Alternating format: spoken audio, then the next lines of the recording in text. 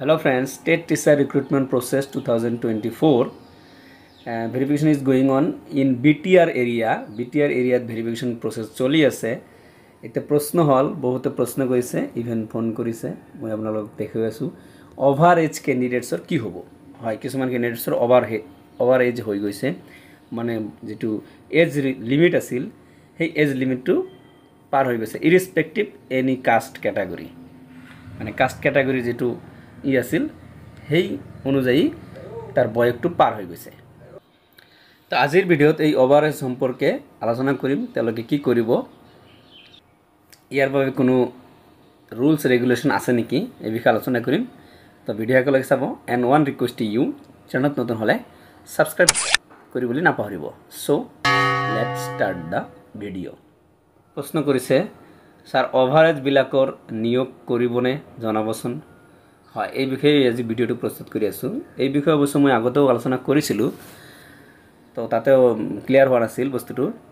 তো এই ওভাৰএজ বিলাকৰ কি হ'ব বা তেওঁলোকে জব পাব নেকি বা তেওঁলোকে জব নাপাব নেকি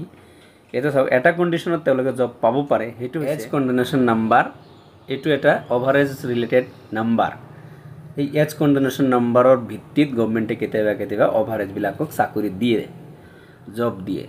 কিন্তু হিয়াও এটা ক্ৰাইটেৰিয়া থাকিব লাগে বা এডভাৰটাইজমেন্টৰ আগতে এই এজ কন্ডিশনৰ বিষয়ে এডভাৰটাইজমেন্টত লিখা থাকে যে এই কন্ডিশনত এজ কন্ডিশন নাম্বাৰ বাহিৰ কৰি আপোনালোকে এপ্লাই কৰিব পাৰে অ্যাকৰ্ডিং টু মই জনা মতে এজ কন্ডিশন নাম্বাৰ সেইবোৰ মানুহে পায় যিবোৰ অলৰেডি গভৰ্ণমেণ্ট সাৰ্ভিস কৰি আছে মই মতে মই অকমান চেঞ্জ হ'ব পাৰে নিয়মটো বহুত আগৰ নিয়ম এটো আছিল এনেকুৱা কিন্তু কেতিয়াবা গভৰ্ণমেণ্টে মানে কোন এটা কন্ডিশনৰ কাৰণে যেনেকুৱা ধৰক এই কোভিড যেনেকুৱা সিচুৱেশন আছিল এনেকুৱা ক্ৰাইসিসৰ কাৰণে কেতিয়াবা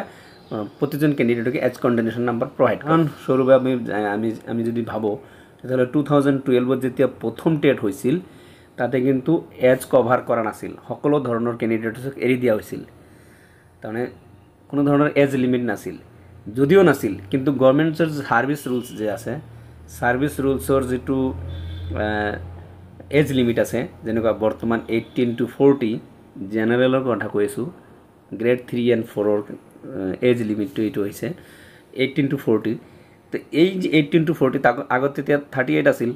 এই 38 ওভার হলেও জব দিছে কিন্তু এই নাম্বাৰটো বাহিৰ কৰিব লাগে কাৰণ গভৰ্ণমেণ্টে কিমান জনক এজ কন্ডিশন নাম্বাৰ প্ৰভাইড কৰিছে তাৰ পৰা কিমান জনে জব পাইছে এইটো এটা ডেটা থাকিব লাগে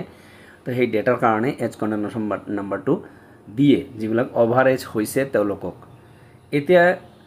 যেহেতু এডভাৰ্টাইজমেন্টেৰ উপৰত কথা যে এডভাৰ্টাইজমেন্টত যদি এই এজ কন্ডিশন নাম্বাৰ বা ওভাৰএজৰ কথা লিখা থাকে তেতিয়াহে প্রোভাইড করে নাইবা একটা রুলসও আছে যে সার্ভিস পিরিয়ড বা সার্ভিস হোল্ডারে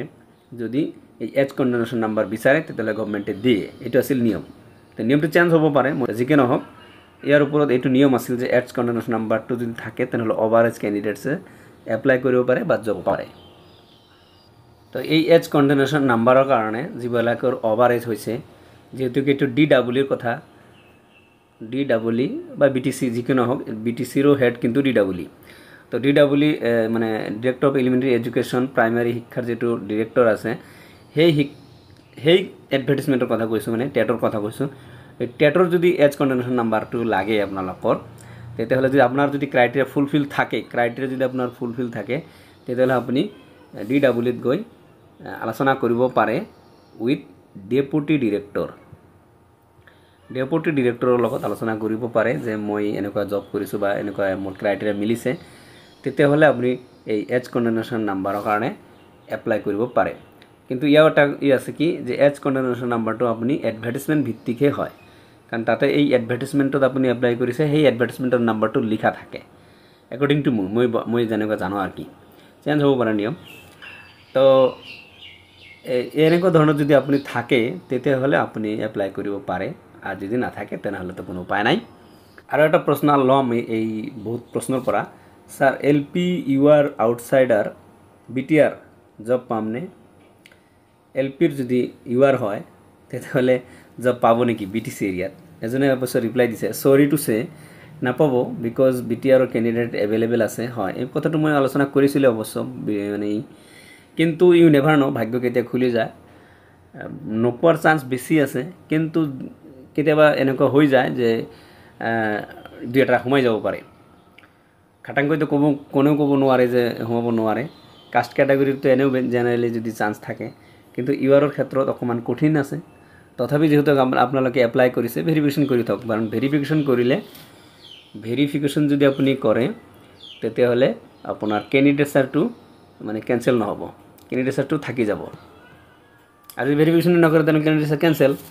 তো এইখিনি আছিল আজিৰ ইনফৰমেশ্যন বা আজি জানিবলগীয়া কথা দুই এজনে প্ৰশ্ন কৰিছিল মোক ক'লে যে ইয়াৰ ওপৰত অলপ আলোচনা কৰি দিব লাগে তো এইখিনি আলোচনা কৰিলোঁ ভিডিঅ' ভাল লাগিলে লাইক এটা কৰি দিব আৰু যদি চেনেলত নতুন চাই আছে তেনেহ'লে ছাবস্ক্ৰাইব কৰি দিব আপোনালোকক সকলোকে শুভকামনা যাচিছোঁ লগতে বেষ্ট অফ লাক জনাই আজিৰ ভিডিঅ'ৰ পৰা বিদায় লৈছোঁ থেংক ইউ ছ' মাছ